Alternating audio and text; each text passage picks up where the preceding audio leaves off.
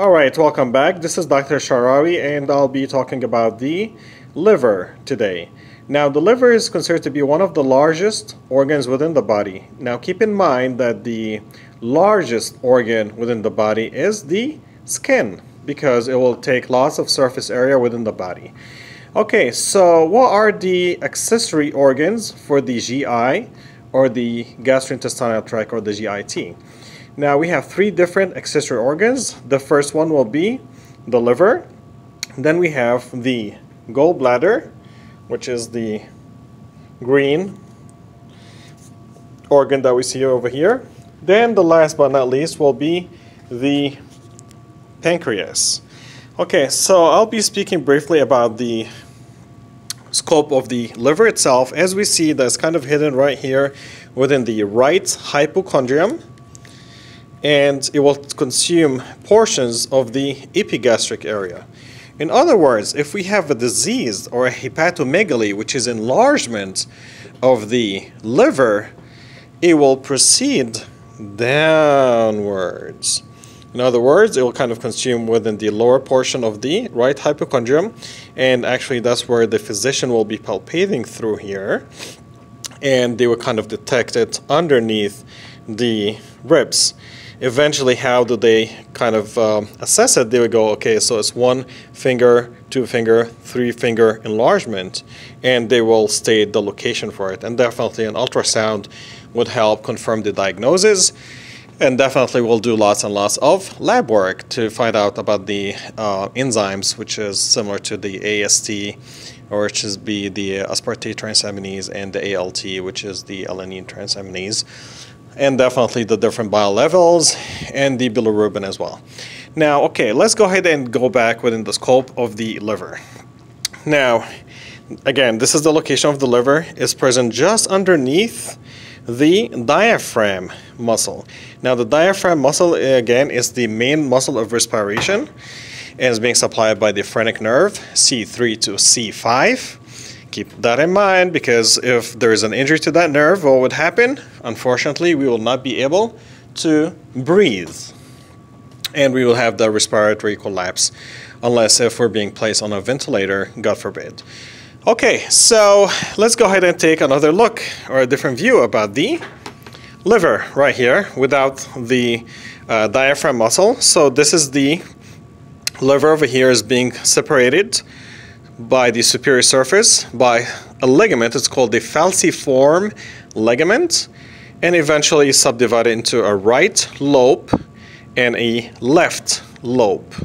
Now we have a different organ that's lying or embedded underneath the diaphragm, underneath the liver, and that organ is called the gallbladder. It's a pear-shaped organ. Now we have a different system, and I'll speak about it in a few minutes as well. Okay, so let me just kind of bring the liver as a separate entity, and we could kind of go through and go over it briefly. Now, if you look into a liver, again, we agreed that this is the right lobe of the liver, that's the left lobe of the liver, that's the falciform ligament. Now, from the superior surface right here is covered by the diaphragm muscle, and through the diaphragm muscle we would have the inferior vena cava. Now, if we would flip it or look at the inferior surface right there, we would have 2 more lobes. We have something called the caudate lobe, which is C-A-U-D-A-T-E, and we have the quadrate. Look over here, it looks like a quad, a rectangle, 4 angles, quadrate lobe. And keep in mind, this is a very good question. Both the caudate lobe and the quadrate lobe, both of them will lie within the right lobe of the liver, not the left lobe of the liver. If you're really confused about it, look at the bulkier portion. If you're confused, you could actually flip it through and decide which is right and which is left. This is usually right, which is the more bulkier portion, versus the left, which is the less bulkier portion. Okay, so let me go ahead and flip through and look further into the inferior surface. Now this is a flip liver. Again, this is the inferior vena cava. And if we look over here, that this is the gallbladder. It is a pear-shaped organ. Now, the main components of the gallbladder, which will be the fundus. Then we will have the body of the gallbladder. Then we have the cystic duct right there. Okay. And we have the correlation or the opening along within the common hepatic duct right here. Now, one of the main functions and the critical functions of the liver is that it would create bile, which is called the bile salts. What is the main function of bile? Is that it would kind of emulsify and break down fat product and from food that we eat over here. So if we are engulfed in different food we're eating, go through the oral cavity, then you pass it through the pharynx right there, all the way down into the esophagus, opening up into the gastroesophageal sphincter right there, all the way into the stomach. All right. Then from the stomach it will pass within the pyloric sphincter, along within the first part of the duodenum, second part of the duodenum, and that's where the opening of the ampulla of Vater.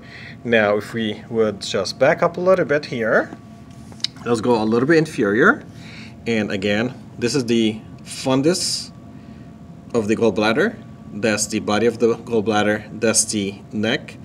Then we have the cystic duct, and eventually the cystic duct would open up into along with the common hepatic ducts, and they would form the common bile duct, and eventually the common bile duct will pass through and open up into the second part of the duodenum.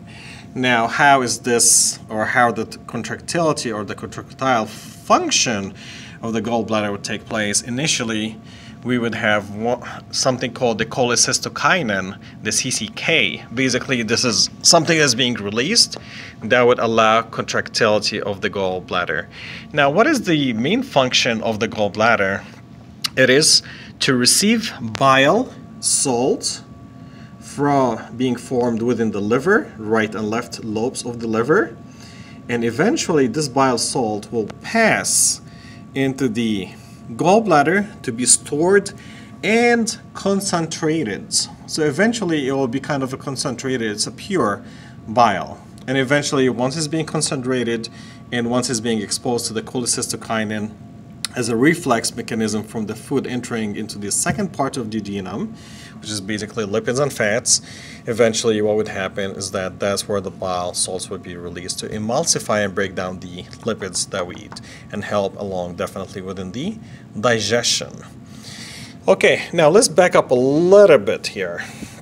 Now we spoke about the right and left hepatic ducts. So how do we track it down again?